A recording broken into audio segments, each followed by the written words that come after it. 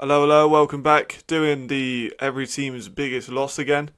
This is just going to be the part two. If you haven't seen part one, I'll put the card thing up here, and you can go back, watch this one, give me an extra view. So this is on AFI.com. This is where I do a lot of my writing stuff. Actually, the majority of my writing stuff. So we're just going to jump straight into it. Darren Okugwala. He is the DB for the now Frankfurt Galaxy, leaving the Cologne Centurions. I knew of Darren as well. This is what I said with Christoph in the last video. I knew of Darren, and then when I went back and watched the tape, he's really, really good. He actually might warrant a video on his own, because he kind of lines up in that nickel position, which is super hard to find, like an actual player that can play nickel and not just a corner that doesn't actually know how to play it. So he is certainly a talented player. Also was shortlisted as Defensive Rookie of the Year in 2023, and yeah, no, he could be an elite player. He's only 22, so he's a young guy. Frankfurt already loaded to the gill. We'll see a little bit more of Frankfurt in a minute, but I think this is such a signing that went under the radar, and he could be like an important piece, because being able to cover slot guys, being able to be aggressive in the run game, being able to...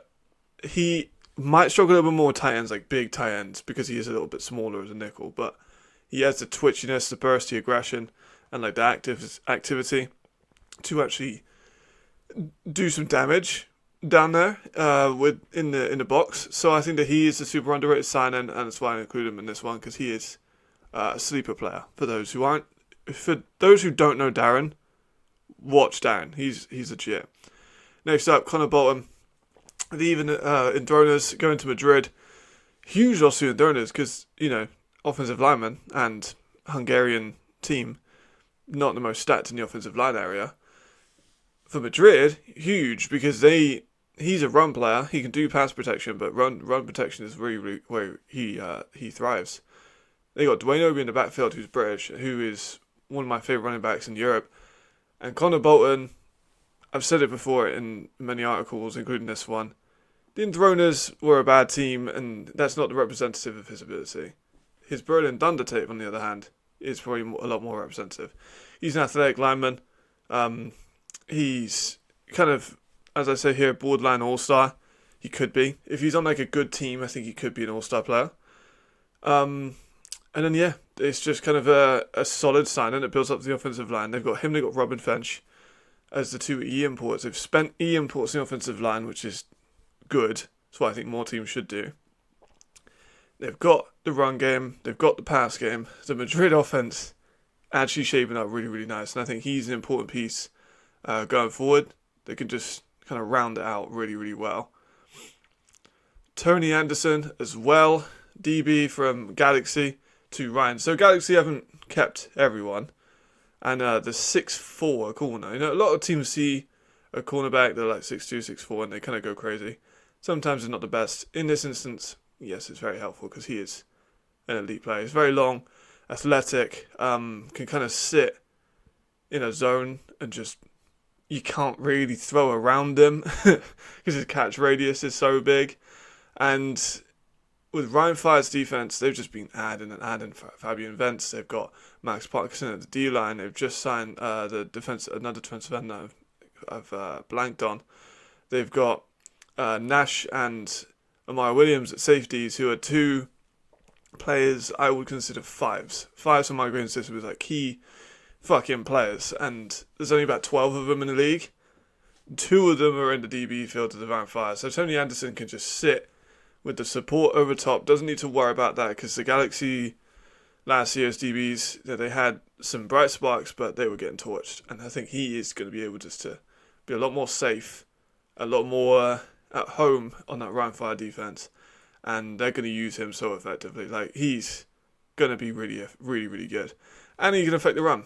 As I mentioned here, he's so big, it's kind of hard not to. Like, he's bigger than most linebackers, so he can come in and just be that guy that can come into the box and also play a little bit of like a nickel or dime defense. So super important player.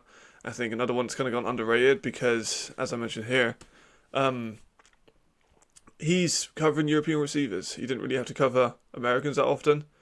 He can cover Americans, I think. He's so big. I've sent that like 5 times that it's kind of hard to you can't really go outside or inside because he's just going to entrap you, right, with this length. Right, next up, Marcelo Beard. I mean, it was kind of obvious, right? Heltevik guard who's a Defensive Player of the Year to Paris. He's also a homegrown for Paris, so incredible signing for them. He's a pure zone corner. He can play safety as well, but he's a corner. Pure zone. He's going to sit in a cover 2 and he's just going to wait for you to make a mistake. Or, sit deep in a 3 without much of a back pedal. But he's absolutely excellent at what he does. He clearly watches tape. He clearly has an eye for the ball. He high points it. He can make plays. He can return anything for pick sixes. He's an excellent DB. And the best currently European DB. And that's obviously, pretty evident because Defensive Player of the Year. And for the guards to lose him, they already had a pretty poor pass defense. Not because of him, not because of Ken.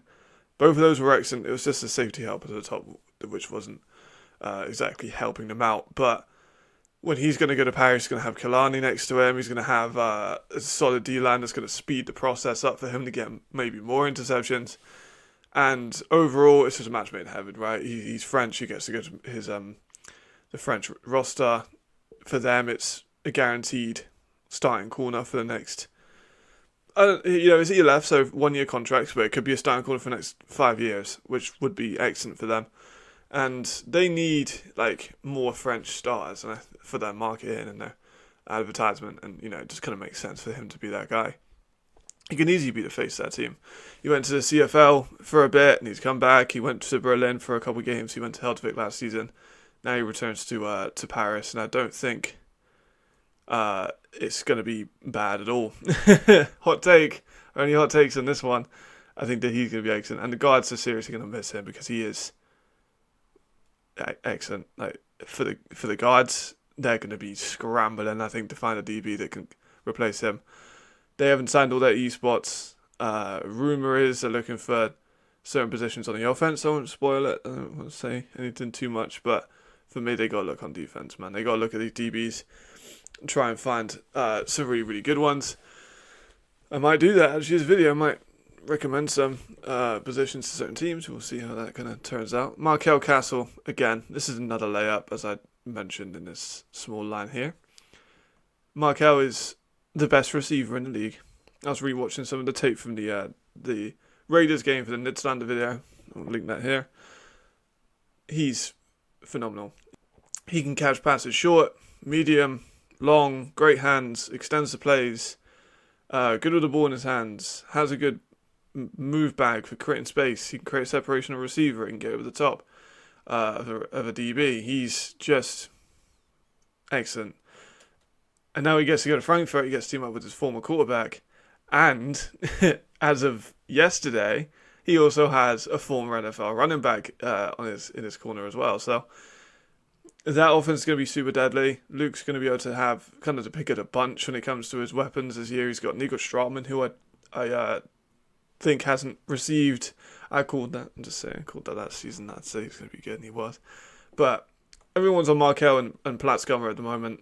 Nico Stratman is also one of the better homegrowns in the league. So for that offense to have him and then Luke, who is as experienced as they come with championship runs, especially like winning Milan, he just collected silverware. So for them, they're kind of, I think the Galaxy, they obviously don't want to finish third in that conference or second in that conference. They're obviously going for the chip. Is it chip or bust? Possibly, because they've got all these guys in from 1-year deals. I'm not sure about the financials, obviously, but probably 1-year deals, maybe some 2-year deals. They need to win now. Markel's a clear, obvious, we need to win now move. And, A+ signing, of course. All of these ones are probably A+ signing. So, short one today, but that's going to wrap it up. Just giving a little bit more insight into the article. Hope you enjoyed. I am still working on a couple of videos. I got another film study video I'm going to do on the French receiver. I've been teasing on my Twitter for the last couple of days. Kind of can guess who it is probably by now. And then what else have I got in the works?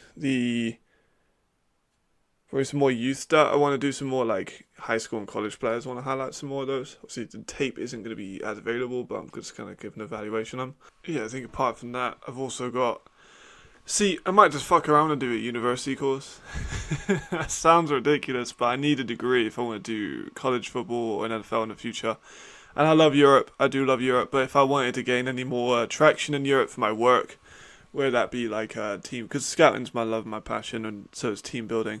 But I need a degree, I think. So, you heard it here first.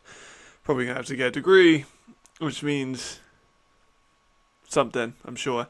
So yeah, weird day. Yesterday I like walked into to work with Yui again and left probably doing a degree. So life comes at you fast. Much appreciated, everyone.